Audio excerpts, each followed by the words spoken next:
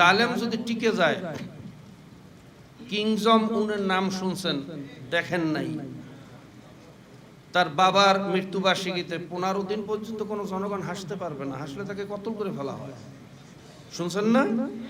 Genghis Khan নাম শুনছেন, Hulagu Khan নাম শুনছেন, রানী ইসাবেলার নাম শুনছেন, ফেরাউনের নাম শুনছেন, নমরুদের নাম শুনছেন, দেখেন নাই?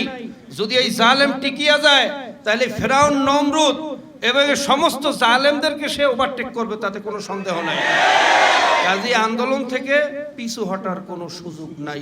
এর মতো আরো এরকম অনেক বস্তুবাদী যারা আল্লাহ বিশ্বাস করে না, অনেক নাস্তিকেরাও আজকে এই আন্দোলনে সম্পৃক্ত হয়েছে। কি কথা ঠিক না? এরকম গণ অভ্যুত্থান এই বাংলার মাটি আমার মনে হয় আর কোনোদিন দেখে নাই। সেই মুহূর্তে আমাদের করণীয় বর্জনীয় সম্পর্কে আমাদের মুরব্বীরা আমাদেরকে দিক নির্দেশনা দেবেন। কিন্তু আমি মনে করি, ছোটবেলা একটা কথা আমার মনে পড়ে, কারি সাহেবের ছেলে পানিতে পড়ছে, তার ছাত্র দেখছে তার ছেলে পানিতে হাবুডুবু খাইয়া তলাইয়া মরার অবস্থা। তো কারি সাহেবের কাছে তো কারিয়ানা শিখতেছে, ছাত্র কারিয়ানা সুরে বলতেছে, হুজুর 4 লিপটান, আপনার ছেলে 3 লিপটান, পানিতে পড়ছে 6 লিপটান। সে কারিয়ানা সুরে টানতে টানতে ছেলে ওদিকে ডুবিয়ে মরতেছে। কি কথা ঠিক না?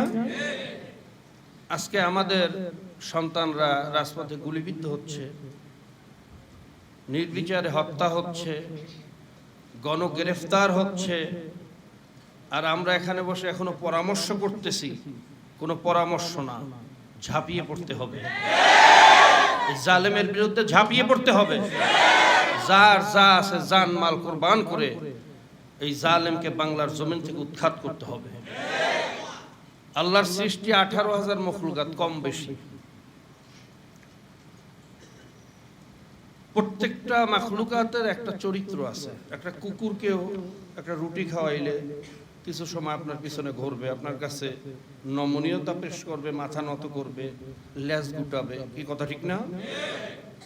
কিন্তু এই জালেমের চরিত্রের সাথে আমি আল্লাহর সৃষ্টি 18,000 মখলুকাত কোনো একটা জানোয়ারের সাথে তুলনা করব, সেরকম জানোয়ার তালাশ করে পাই না। জানোয়ারের সাথে তো চরিত্র মেলে না। শেষ আশ্চর্যের যে আমার বিষয়টা, সেটা হলো আবু সাইদ সহ আমার অনেক ভাইয়েরা এই দুনিয়া থেকে বিদায় নিয়েছেন।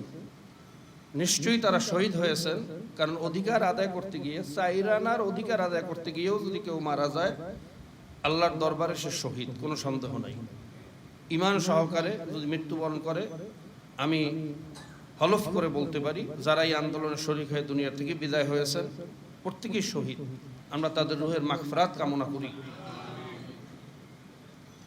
আবু সাইদ দুনিয়া থেকে বিদায় এনেছেন, কিভাবে নিছেন, তাকে কিভাবে নৃশংসভাবে গুলি করে হত্যা করা হয়েছে, এদেশের আবাল বৌদ্ধ বনিতা সহ সারা পৃথিবীর মানুষ সেটা ভিডিও ফুটেজ দেখছে।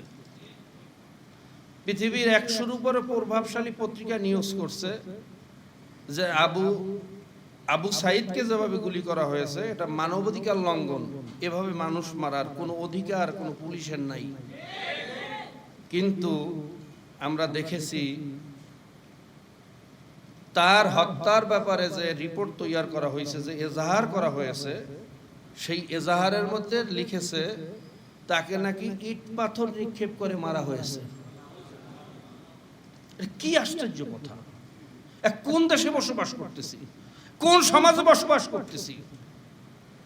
কাজী কোনো পরামর্শ নাই, কোনো দফা নাই। দফা এক, দাবি এক, এই জালেমের পদত্যাগ। এই পদত্যাগ না হওয়া পর্যন্ত রাজপথ ছাড়া যাবে না ইনশাআল্লাহ। আরেকটা ঘটনা বলে আমি শেষ করব।